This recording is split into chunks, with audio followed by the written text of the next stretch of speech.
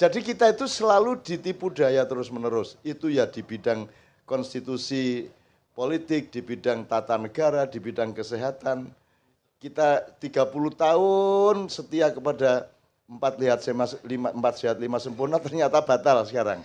Lewis kadung tuwek, wis kadung loro ya, ternyata batal kan gitu. Dan itu di banyak bidang. Di Indonesia itu sebenarnya parameternya bukan Anda kuliah apa tidak, Anda sarjana atau bukan, dan seterusnya ya.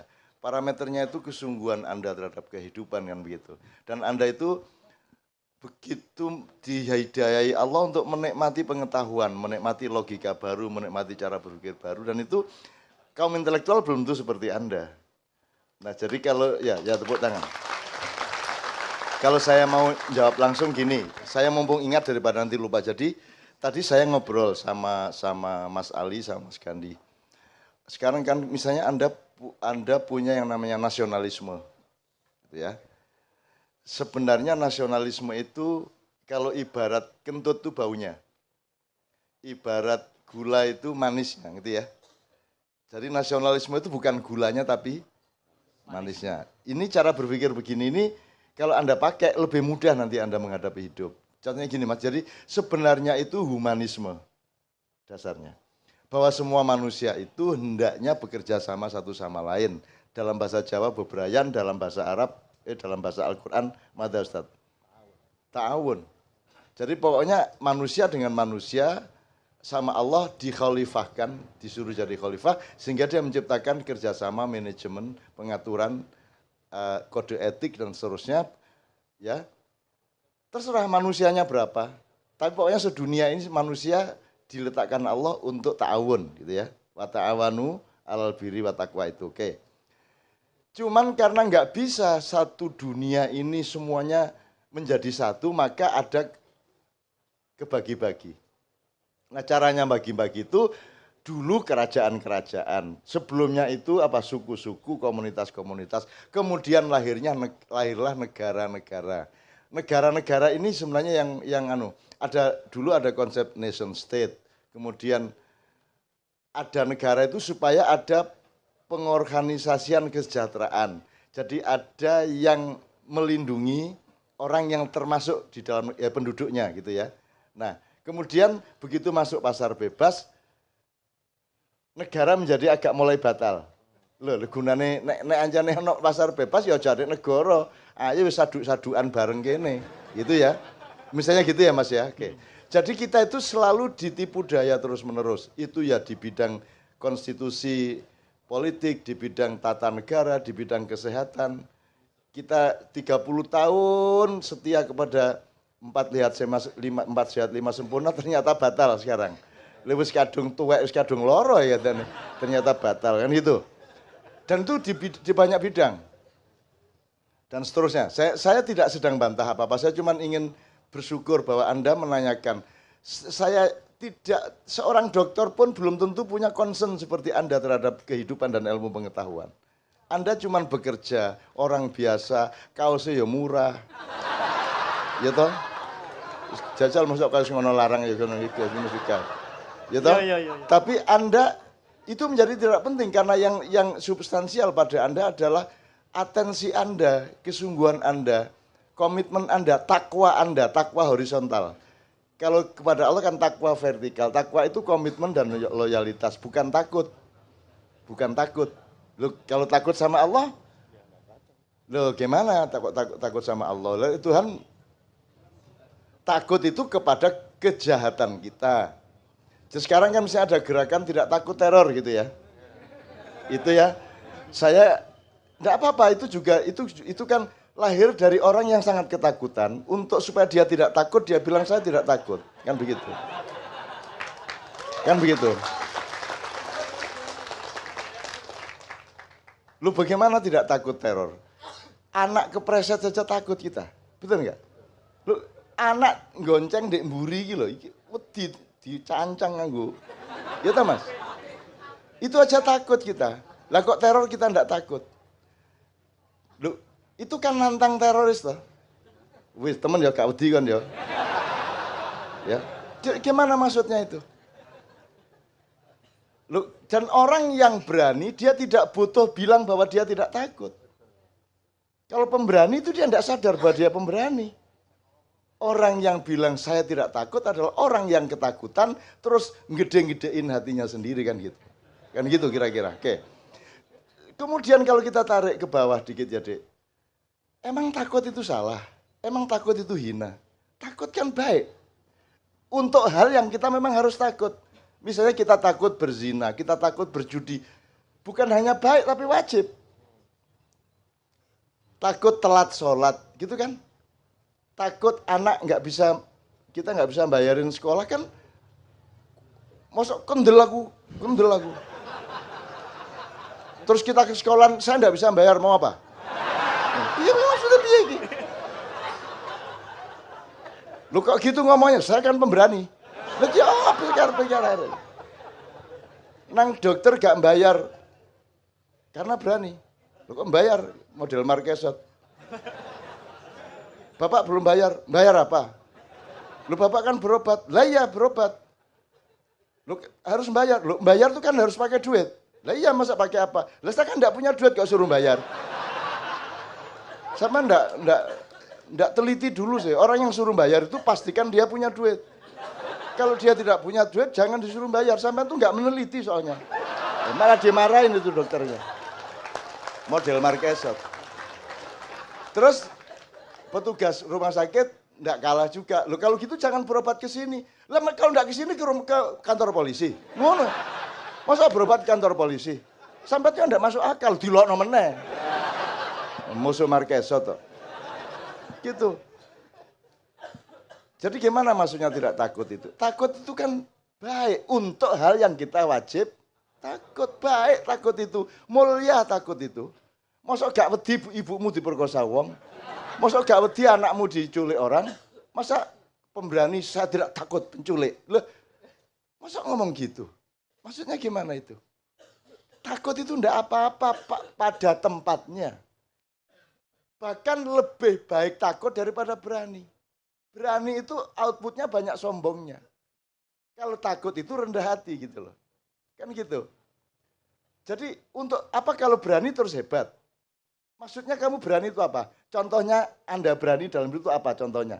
Bahwa kamu itu berani. Contohnya apa dalam hidup sehari-hari? Datang ke sini kok pakai keberanian. Ya pakai motor apa angkot apa Gojek. Hubungannya apa sama keberanian?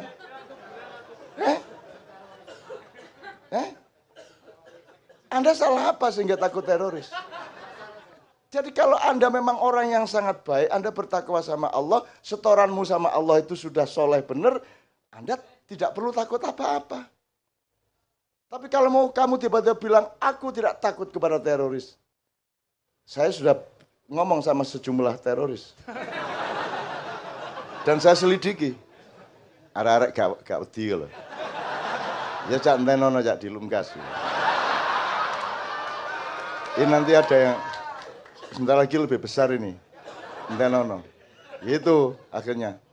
Dan saya nilai dia. Ada orang di dunia ini ingin rela membunuh dirinya. Untuk alasan yang tidak jelas. Ada. Taruh bom di sini terus diledakkan. Ada nggak orang yang mau seperti itu? Saya tanya orang-orang yang normal, apa alasanmu untuk mau seperti itu? Berarti pasti dia ada yang mendasar pada dirinya. Apa itu iman, apa itu teologi, apa itu jihad, apa itu apapun. Tapi ada yang mendasar pada dirinya. Bahwa outputnya salah, itu soal ilmu. Bahwa keputusannya tidak tepat, kok ngebom Starbucks. Misalnya gitu ya. Itu soal wawasan terhadap pemetaan masalah. Bahwa keputusannya membunuh orang barat, itu keterbatasan wawasan dia. Tapi dia pakai ideologi, dia pakai iman, dia pakai keyakinan. Maka dia mau mati karena keyakinan, betul enggak? Bahwa keputusannya tidak cocok sama Anda, itu pasal berikutnya. Tapi mending dia pakai ideologi dari para presiden, menteri, enggak ada yang punya ideologi. Parpol mana pakai ideologi? Mana pakai ideologi? Kalau memang ada KIH sama KMP ya sampai bawah KIH KMP. pilkada ya KIH, KMP kan begitu. Kan begitu. Katanya misalnya produk bebek selamat. Kalau bebek selamat itu berarti gorengnya begini, sambelnya begini, jelantahnya begini. Gitu ya? Ngerti jelantah ya? Upamane ya. Ada lagi bebek Cak Topa di situ. Itu berarti sampai ke desa-desa ya bebek selamat. Loh kalau memang KIH sampai bawah. Jadi pilkada itu ya cuma KIH lawan KMP kan begitu. Ini enggak. Bebek selamat engko titik kono selamat plus Topa. Terus minus opo akar piro kan begitu. Ki opo karepe arek-arek iki? Itu yang namanya tidak ada ideologi. Mending anak-anak itu mau mati untuk ideologi. Bahwa ternyata salah, itu urusan dia sama Allah. Nanti dia dihukum sama Allah karena dia bunuh orang. Siapa bilang saya membenarkan teroris? Sudah pasti tidak saya benarkan tindakan itu. Tetapi apakah ada yang mencari hulunya? Kan semua menikmati hilirnya. Itu pun menikmatinya sing macam-macam. Dasar teroris budak disuruh ke Syria kok ke Sarinah. Iyalah. Ndagel. Jadi teror di Indonesia itu menghasilkan karya-karya medsos yang luar biasa. Ada seorang dari Brebes datang ke hotel, dia bawa rangsel, ditangkap oleh polisi karena isinya telur. Karena dia seorang teroris. Ono meneh coba. Ndagel. Gitu teman sekalian ya. Jadi saya dari Anda tadi saya melebar ke situ untuk supaya saya ini ingin menikmati Anda. Saya sudah pasti tidak mengizinkan. Dan ini teman-teman di Washington, di Philadelphia, di New York yang mendengarkan ini itu sangat ketakutan karena di sana kan tidak bisa bayangin di Indonesia. Kan di sini pray for Jakarta, di sana gitu. Rumangsane kaya ning Amerika ning kene iki. Saya itu dulu waktu reformasi di Semanggi, di Trisakti itu dor. Sing dodol aqua. Yang bawa rokok. Enggak ada hubungannya. Orang Indonesia kok. Mereka ketakutan kalau di KC nanti ada bom. Loh, takut nggak kita ada bom? Takut. Loh, masa nggak takut sama bom? Wong duri aja kita takut kok. Kan baik takut sama kaki kena duri. Kan kenapa kok takut nggak boleh? Takut tuh nggak hina kok. Asal memang pas, takutnya itu pas gitu loh. Makanya tadi saya tanya, apa contohnya berani itu? Apa? Wah, warek kuwani, apa nising? Kendel arek ku nising lho. Nising kok kendel lho. Gitu ya Mas ya. Nah, ini kita coba mengolah cara berpikir. Saya tidak mengecam siapa-siapa, cuman hati-hati loh kalau salah keputusan terus, salah ekspresi terus, salah reaksi terus, nanti kayak dayoe teko loh. Dayoe teko, beberno kloso, sudah bener nih manajemennya. Ada tamu dibeberin kloso, ternyata klosone bedah, ternyata tikernya sobek. Nah, ada masalah, solusinya harus bener. Akhirnya polisinya adalah karena tikernya sobek, tambalan jadah. Jadi ambil jadah untuk nambal tiker. Gila kan? Jadi tamunya celananya kena jadah. Jadi saudara yang bertamu itu menjadi musuh. Karena celananya lengket sama jadah.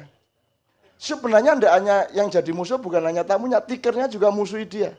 Kurang ajar, saya tiker kok ditambal pakai jadah. Ya cuma tuan rumah tidak bisa mendengar suara tiker. Cuma dia WA saya. Cak saya ini tiker dari sini, alamat saya di sini. Saya sobek masa ditambal sama jadah. Itu kan. Wis ora apa-apa sabar oleh ini wong pandum ya kayak gitu ya. Ya. Kan salah. Jadi keputusan yang salah melahirkan defisit-defisit yang double. Jadi tamu yang saudara Anda hubungan baik menjadi hubungan buruk karena Anda salah keputusan. Apa namanya? Jadahnya tikernya ditambal pakai jadah. Itu pun jadahnya bau, mambu. Jadah mambu, kan gitu. Loh, bukan hanya menjadi musuh, ini tamunya menjadi terhina. Jadi pulang ini bau sininya. Sudah hubungan bisnis putus, silaturahmi putus, kan gitu. Malah nambah kesalahan. Jadah mambu, pakak no asu. Ya tak? Loh, jadah udah busuk dikasih anjing. Ini kan memancing terorisme. Mana ada anjing mau makan jadah? Coba tanya semua anjing, wawancara. Angger ketemu, jeng kamu mau jadah enggak? Mesti, enggak mau tau. Udah wawancara sana. Ya Mas ya. Jadi salah lagi, akhirnya musuhan sama anjing. Anjing jadi tidak setia sama dia, bahkan marah, bahkan kemudian menjadi garang. Wong dikasih jadah, mampu akhirnya bertengkar sama yang punya tadi, akhirnya dibunuh, asune mati. Dah, berarti Anda sudah berapa itu kerugiannya? Double. Terus, nambah lagi tadi musuhan sama tamu atau sama manusia, kemudian musuhan sama binatang, sekarang musuhan sama lingkungan hidup. Asune mati, buangen kalian. Anjing busuk bangkai itu dimasukkan ke sungai. Padahal anak-anak Kiai Kanjeng sedang cuci pakaian di pinggir sungai. Ada anjing, ada bangkai anjing lewat. Jadi Anda mengotori lingkungan hidup. Jadi salah semua. Maka untuk apa Anda bangga bahwa Anda pemberani itu untuk apa? Mbok kamu cari hulunya. Terorisme itu tidak ada kalau keadilan ditegakkan di dunia.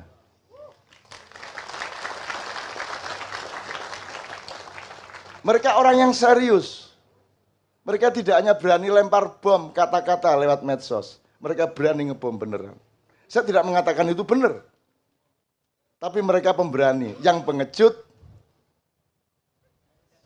ganti status. Kan gitu.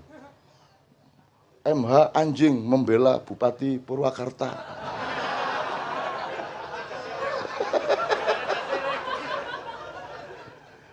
Nah kok baru tahu kalau saya anjing? Sudah dari dulu ya, gimana ya?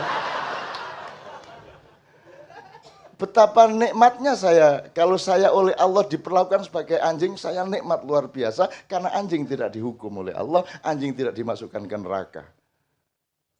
Dan anjing tidak dihisap oleh Allah, enak banget. Jadi mari cita-cita kita bersama menjadi enak ya Mas ya, hidup ya Mas ya, enak ya, iya, gitu iya. Dong, hidup tuh begitu.